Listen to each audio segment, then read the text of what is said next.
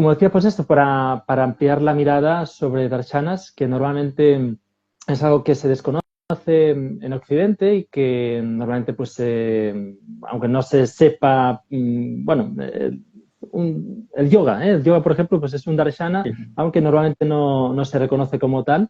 Y quien suele profundizar, pues, más allá del yoga o de la práctica en sí, pues normalmente pues, se queda también con otro concepto, otra escuela filosófica que es el Vedanta, y normalmente el Vedanta vaídico de Shankaracharya, etcétera.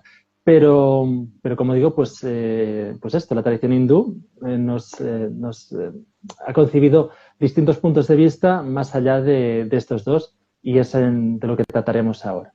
Así que, bueno, como siempre, pues bienvenidos y bienvenidas. Un placer también poder compartir con quienes nos están viendo en este momento en directo y con quienes nos van a ver en diferido. Y bueno, yo creo que la primera pregunta, sí, yo creo que es obvia, que es una drashana, que es esto que parece las drashanas de Barcelona. Bueno, sí, es un poco diferente. Suena igual, pero es un poco diferente. Darshana se podría traducir como formas de ver, porque viene de la raíz verbal drish, que significa ver, visión. Entonces, son formas de contemplar la verdad. En general, el pensamiento indio se ha buscado entender el mundo, entender la situación del ser humano, entender el más allá, y se ha analizado de diferentes formas, ¿no? Hay algunas darshanas que se fundamentan en lo que vimos en la última charla, que es en los Vedas, en la primera parte, otra darshana que se fundamenta en la última parte, en las Upanishad. Hay darshanas que traen un conocimiento más experimental, más experiencial, muy antiguo. Hay darshanas que tienen que ver con la lógica y con la capacidad de la persona de entender a través de lo que se percibe en el mundo y usando el intelecto. Lo interesante es, en realidad, en la India se han desarrollado muchísimas escuelas de pensamiento. Cuando hablamos de las Sat Darshanas, son 6, por eso el Sat, son podríamos decir, las líneas de pensamiento oficiales.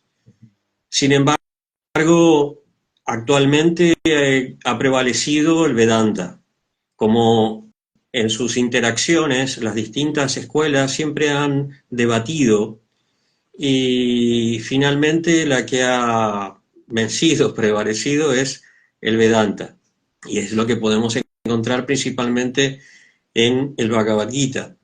Y ha absorbido muchas cosas de algunas otras, como por ejemplo del Sankhya, ¿no? En el Bhagavad Gita también encontramos mucho Sankhya.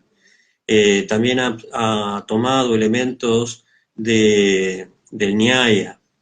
Hay otras que no han prevalecido tanto, como es el Mimamsa, como es el Vaisheshika, que no han tenido tanto desarrollo o digamos que no han prevalecido en la actualidad por una cuestión en el caso de Mimamsa, por ejemplo, de practicidad, ¿no? La vez pasada cuando hablábamos de los Vedas y de los sacrificios que en realidad no se realizan hoy en día, bueno, de eso trata el Purva Mimamsa, ¿no? El Mimamsa. Mimamsa quiere decir investigación, la investigación de la primera parte de los Vedas. Entonces, esa escuela se orienta, se especializa en el estudio y la interpretación de los textos védicos, todo lo que es la hermenéutica, la interpretación de los textos más originales.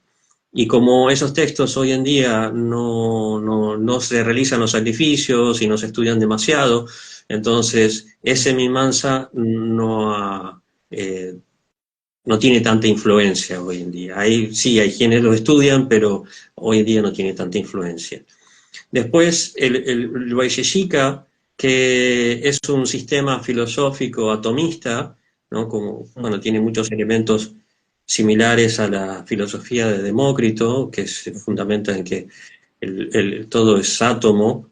Eh, es una escuela que se basa en otra, en el Nyaya, que se fundamenta, no tiene mucha relación con el Nyaya. Y el Nyaya, como tienen muchos elementos comunes, ha sido más importante que el Vaisheshika. Entonces el Vaisheshika también ha quedado un poco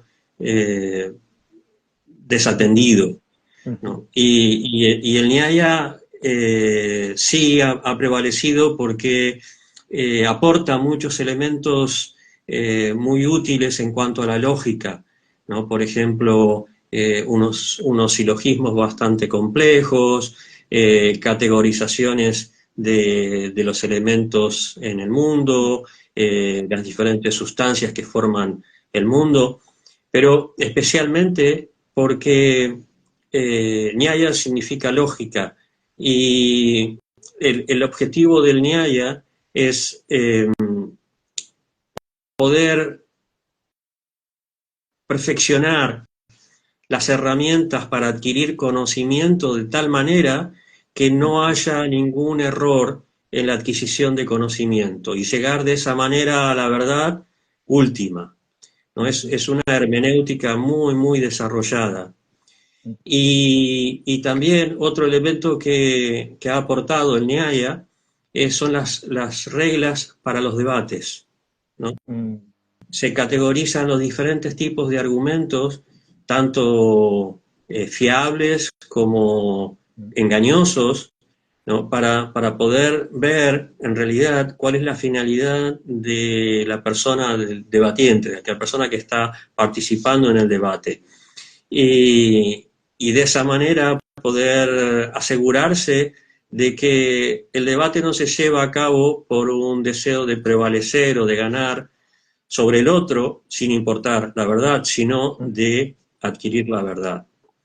Entonces, el Nyaya ha aportado estas herramientas que son fundamentales en el intercambio y en los debates, el intercambio de conocimiento entre las distintas escuelas, en las distintas tradiciones. Y el uso de la lógica y el intelecto también. Después tenemos el Samkhya, que se considera que es el Darshana más antiguo, que es en realidad un orden, una organización que ha hecho un sabio llamado Patanjali, probablemente en el siglo II a.C., que ha ordenado una serie de conocimientos y los ha tipificado en los Yoga Sutras, que es un texto clásico muy, muy famoso dentro del yoga. ¿Me querías